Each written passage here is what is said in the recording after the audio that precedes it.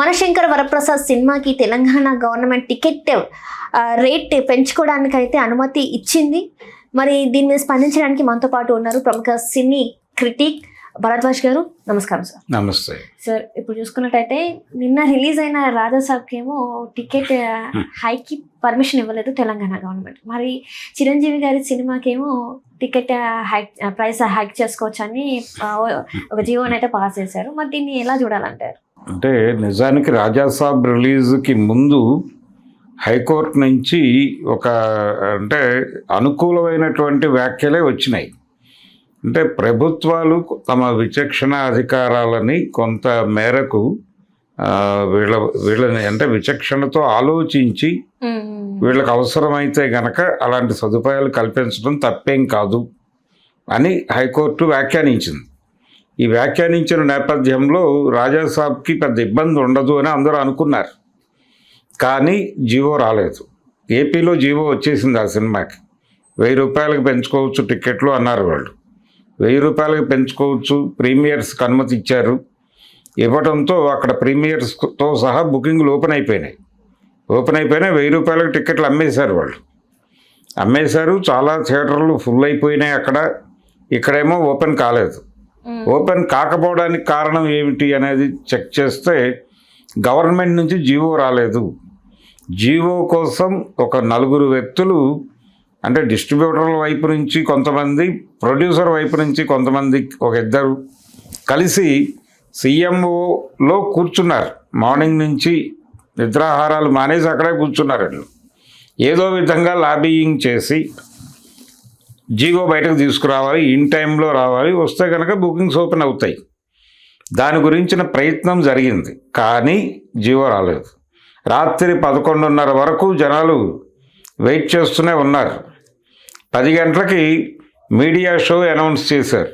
అంటే అది కూడా హడావిడిగా 9ంటికి అనౌన్స్ చేసి 10 o'clockకి షో వేస్తామని చెప్పి 12 అభిమానుల తాకిడి తట్టుకోలేక 12:30 వరకు అభిమానులను అక్కడికి పంపించడమే పూర్తయింది. థియేటర్లోకి వచ్చేసారు వాళ్ళు. థియేటర్లోకి వచ్చినటువంటి అభిమానుల్ని బయటకు పంపించేసరికి 12:30 అయింది.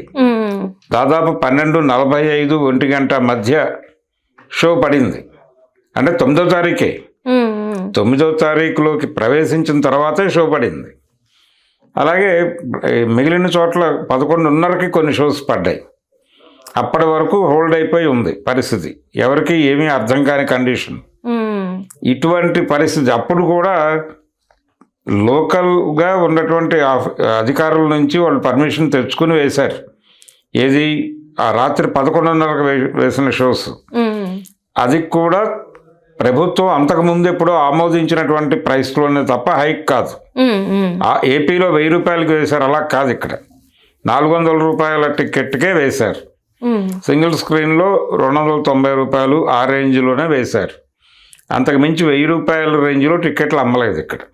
దాంతో ఆ సినిమా కలెక్షన్స్ మీద ఆ ప్రభావం కనిపించింది. ఇప్పుడు శివశంకర వరప్రసాద్ గారు అనేటువంటి చిరంజీవి గారి సినిమాకి 600 పెంచుకోవడానికి అనుమతి ఇచ్చింది. ఆంధ్ర ప్రభుత్వం 500 పెంచుకోవడానికి అనుమతి ఇచ్చింది. వీళ్ళు 600 పెంచుకోవడానికి అనుమతి ఇచ్చారు.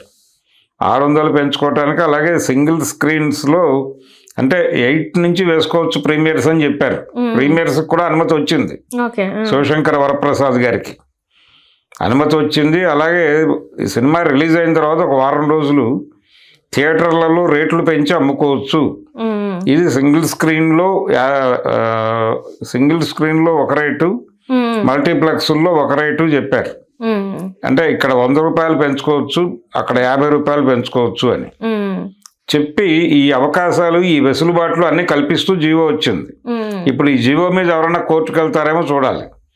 నిజానికి రాజాసాబ్ రోజున ఎందుకు బుకింగ్లు ఓపెన్ కాలేదు అంటే జీవో రాలేదు.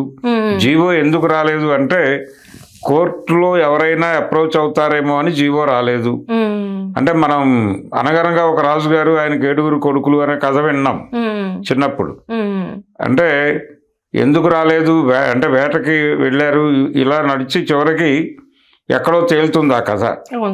అదే పద్ధతిలో జీవో ఎందుకు రాలేదు అంటే ఎవరో ఒకళ్ళు కోర్టుకు పెడతారు కాబట్టి మరి కోర్టుకు వెళ్లకుండా ఏం చేయాలి అంటే కోర్టు టైం అయిపోయిన తర్వాత జీవో వస్తుంది. సో 5 గంటలకు జీవో గ్యారంటీగా వస్తుంది అని అందరూ నమ్మారు. 5 గంటల నుంచి విపరీతంగా book my show, district app ఇవన్నీ వెతకడం మొదలుపెట్టారు జనాలు. స్పందన లేదు అక్కడ.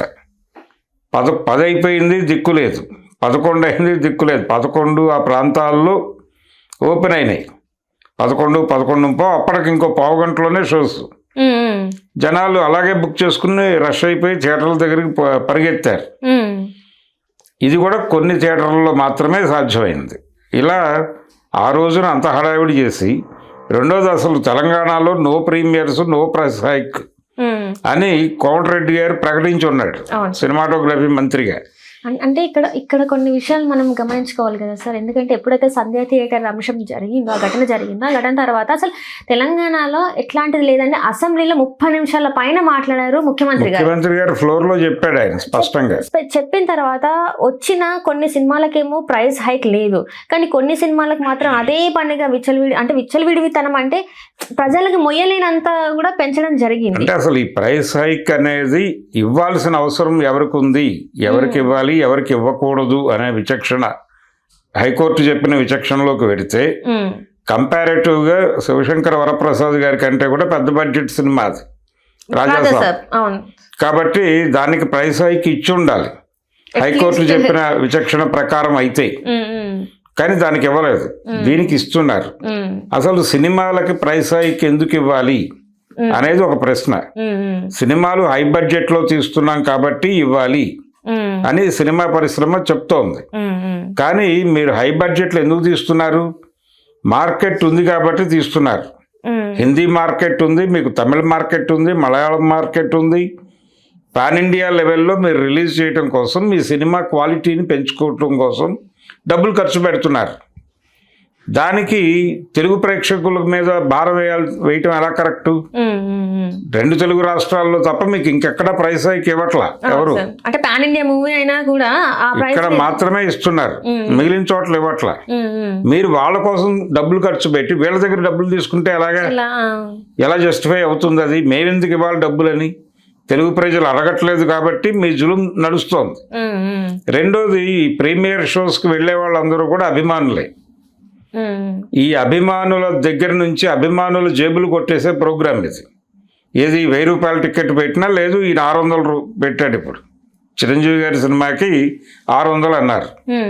ఈ 600 అక్కడ 500కి పర్మిషన్ ఇచ్చారు. ఆ 500 కూడా అభిమానులు పెడతారు. అభిమానుల జేబులు కొట్టేయటం, అభిమానుల గొంతులు కొసుకు తింటాం, అది ఎలా సబబు అనేది గొడవ.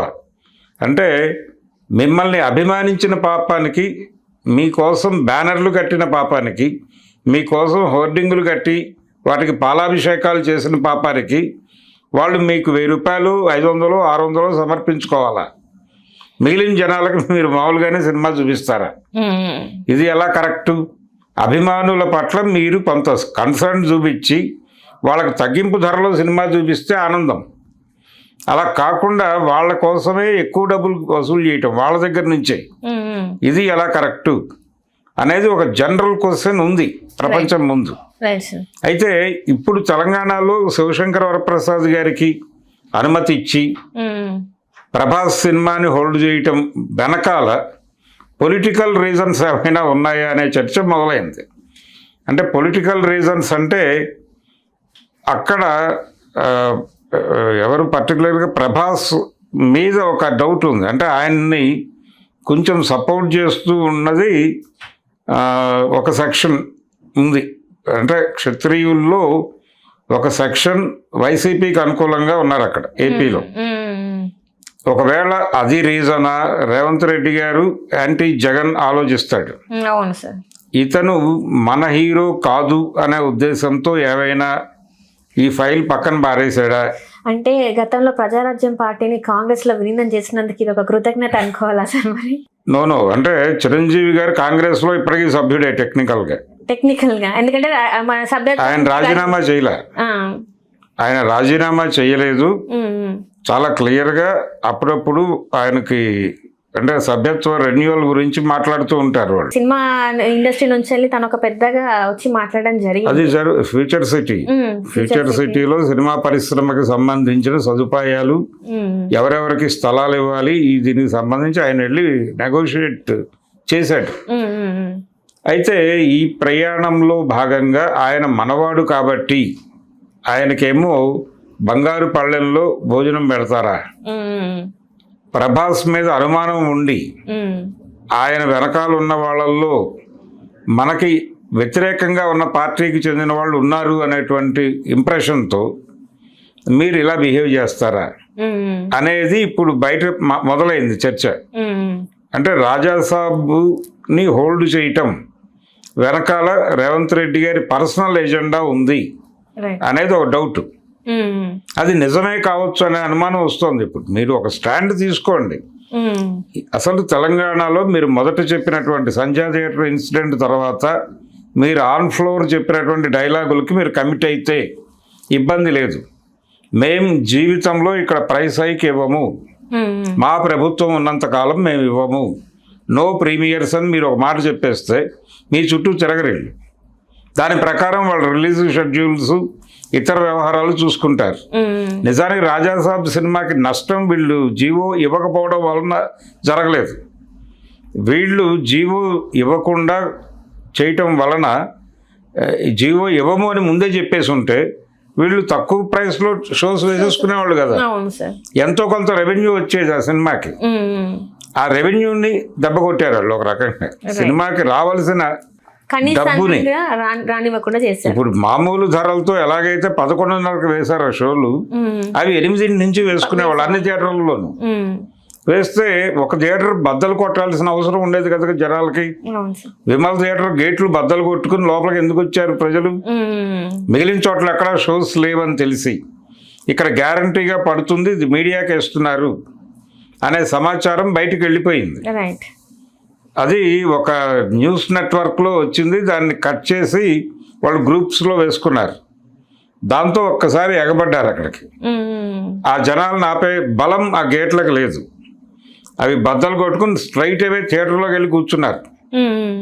ఏది థియేటర్ ఎంట్రన్స్ దగ్గర ఉన్నటువంటి గేట్లు మాత్రమే కాదు, లోపల ఉన్న తలుపులు కూడా బద్దలు కొట్టుకుని లోపలికి వెళ్ళి కూర్చున్నారు. కూర్చున్న వాళ్ళని పోలీసుల సహకారంతో అతి కష్టం మీద 1.5 టైం తీసుకుని బయటకు పంపించారు. అప్పుడు కూడా కొంతమందికి టికెట్లు ఇచ్చి పంపించాల్సి వచ్చింది. అంత గందరగోళం అయ్యేది కాదు కదా. వీళ్ళందరూ అకామిడేట్ అయ్యేవాళ్ళగా ఎక్కడో చోట టికెట్లు కొనుక్కుని ఎంతో కొంత డబ్బులు వచ్చేవి కదా.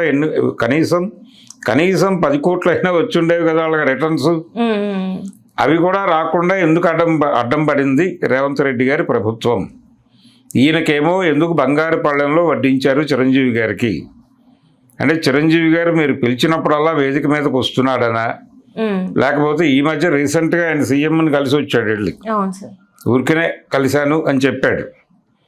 మీకు ఏ అవసరం వచ్చినా నేను ఉంటాను, నాకు ఏదైనా కావాలంటే మీరు చేసి పెట్టండి అని మ్యూచువల్ అండర్స్టాండింగ్ కోసం వెళ్ళి కలిశాడా అనేది ఒక డౌట్.